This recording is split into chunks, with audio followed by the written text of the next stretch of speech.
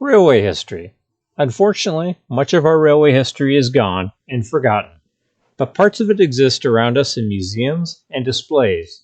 Sometimes it is in plain sight if you know where to look, or off the beaten track. In this series, I will discuss various railway historical events in an effort to help keep our railway history alive. Last summer, my wife and I toured New York City, the island of Manhattan. And while there, we went through a walkthrough of Grand Central Terminal, one of the most magnificent railway stations in the world. At one time, there was two quite grand railway stations in New York City. The other was Penn Station, built by the Pennsylvania Railroad, the rival of the builder of the Grand Central Terminal, New York Central. Unfortunately, in 1963, the above-ground portion of Penn Station was demolished to make room for Madison Square Garden. Today, only the underground concourse exists, where still trains for New Jersey Transit and Amtrak now come and go out of that station.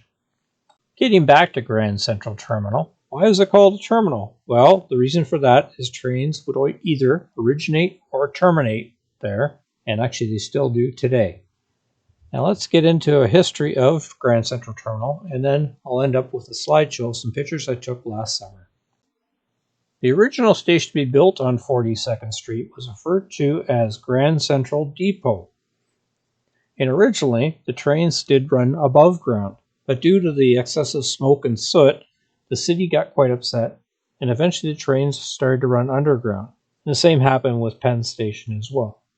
As rail traffic grew and grew, it grew beyond the capacity of the Grand Central Depot, and in 1900, it was rebuilt to be called Grand Central Station. An individual who I should have introduced earlier was Cornelius Vanderbilt, one of the most famous railroad tycoons. He was the owner of the New York Central Railway, and he saw a Grandois plan. As rail traffic continued to grow and grow, he decided to totally demolish what was now Grand Central Station and build a brand new station, which would be referred to as Grand Central Terminal.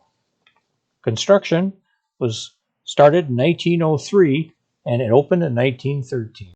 These three stations served three railroads: the Harlem Railroad, the New York and New Haven, and the New York Central Railroad.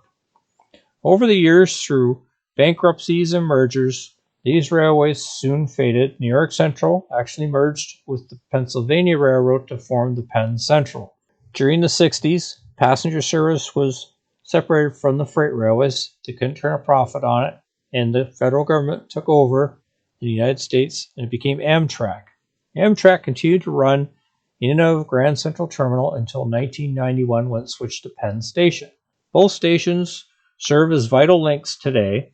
Penn Station for both Amtrak trains and for the New Jersey Transit to the south. Grand Central Terminal lines to the north, with Metro North using the Harlem line, the Hudson line, and the New Haven line, and Long Island Railroad as well. That's it for the brief history of Grand Central Terminal. So now let's have a look at a mini slideshow, some pictures I took last summer of Grand Central Terminal.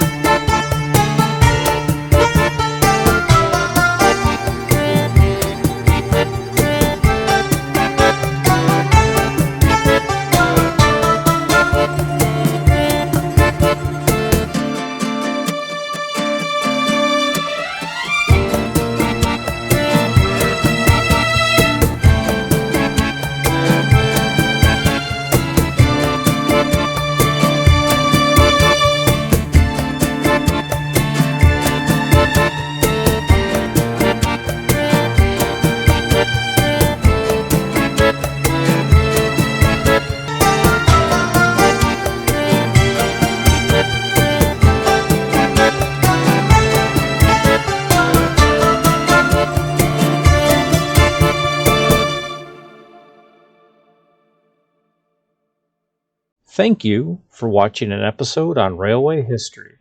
If you have any aspects of railway history that you're curious about, feel free to reach out to me with your suggestions or questions.